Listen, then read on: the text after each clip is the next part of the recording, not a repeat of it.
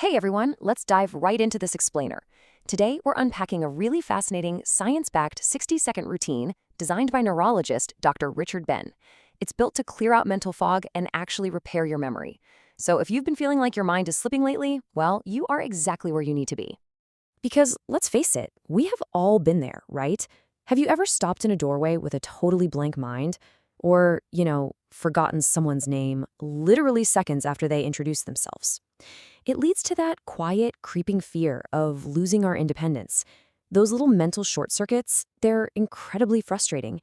And over time, they kind of plant this unsettling doubt in our minds about our own capabilities as we get older. So, to show you how to regain control, we've broken this explainer down into 5 key parts. 1. The myth of memory loss. 2. Neuroplasticity and superagers. 3. Ramon's story. 4. The 60-second brain exercise itself. And finally 5. Progression and protection. Let's kick things off with part 1. The myth of memory loss. Society constantly repeats this pretty toxic idea that memory inevitably fades, that your brain is just this rusting machine wearing out over time. And look, when we believe nothing can be done, we just stop challenging our minds, which accidentally accelerates the exact decline we're so afraid of. But Dr. Ben insists we absolutely have to shift our perspective here. Think of your brain like a blooming garden. If you give it the right nutrients and exercise, it can and will bloom again, no matter how many winters have passed. Which brings us to part 2, neuroplasticity and superagers. To truly understand how this brain gardening actually works, we need to look at superagers. These are amazing folks in their 80s, 90s, and even 100s who are operating with minds as sharp as someone in their 50s. And the crucial takeaway here, superagers don't just rely on hitting the genetic lottery, not at all. Instead, they intuitively practice daily lifestyle habits that keep their brains constantly active, challenged, and deeply nourished. The biological mechanism behind this is called neuroplasticity. It is essentially the brain's extraordinary ability to create, reorganize, and strengthen its neural connections at literally any age. Think of your neural pathways like forest trails. If you stop walking them, they become completely overgrown with weeds, right? But with specific, repeated use, you pave them into high-speed highways. And here's the best part. Your ability to build those highways doesn't just vanish because you're getting older. All right, let's move to part 3, Ramon's story. To see this science in real-world action, let's talk about Ramon. He's a 78-year-old retired carpenter who was brought into the clinic by his deeply worried daughter. Ramon was heartbroken and honestly a bit embarrassed because he recently couldn't remember the name of his own youngest grandson. He was retreating from life. He'd even stopped reading because he couldn't follow the storylines anymore. Listen to his resignation. He said, "It's nothing, just age. My mind just isn't what it used to be." But Dr. Ben, he saw beyond that. He asked Ramon to commit to a seemingly silly 1-minute exercise every single day for 4 weeks.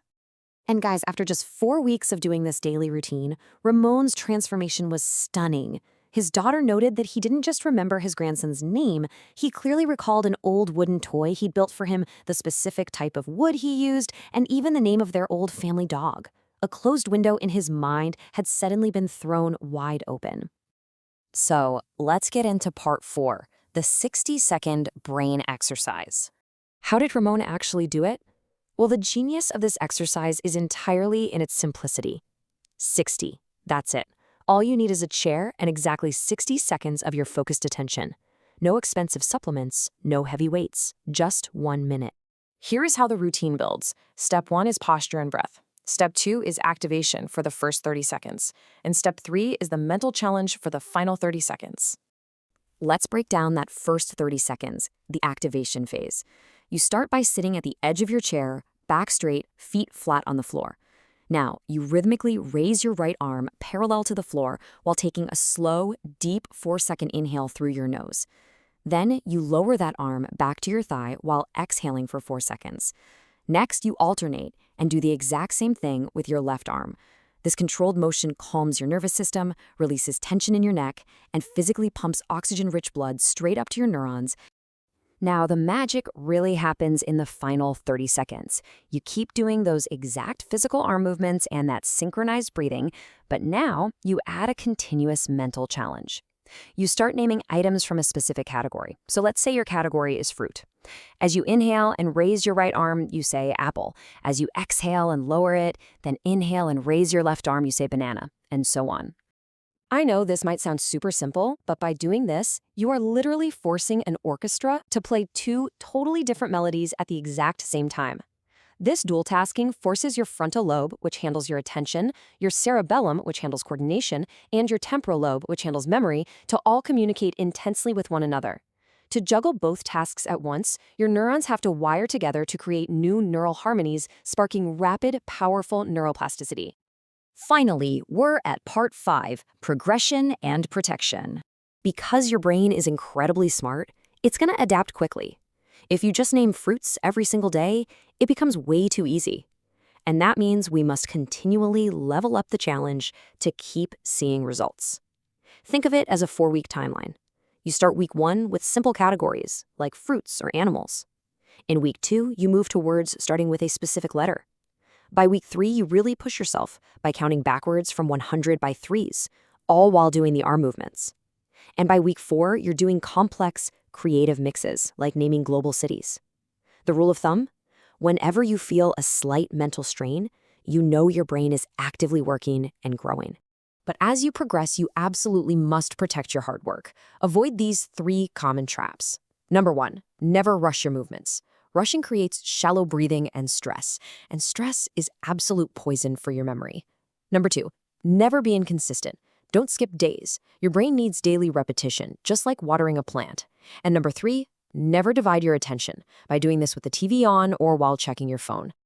Conversely, you can completely supercharge your routine with 3 little secrets. First, hydrate your brain by drinking a glass of water right before you start. Second, form a gentle smile as you begin. This actually triggers the release of mood-boosting, learning-enhancing neurotransmitters. And third, teach the exercise to a friend or partner. Explaining it to someone else actually helps solidify your very own neural pathways. So, Dr. Ben extends a direct challenge to anyone out there feeling the frustration of a foggy memory. The 7-minute challenge. Commit just 1 minute a day for exactly 7 days. That's just a 7-minute commitment for your entire week. Do that and simply take note of those small moments where your mind suddenly feels just a bit more alert, or when a word comes back to you a little more easily. Small, repeated, and highly focused actions are incredibly powerful. So my final question for you as we wrap up this explainer is this. Are you ready to give yourself the first minute of a more mentally active life? Will you declare that your brain health matters, refuse to just surrender to age, and start your 60-second routine today? The power to rebuild your mind is right there in your hands.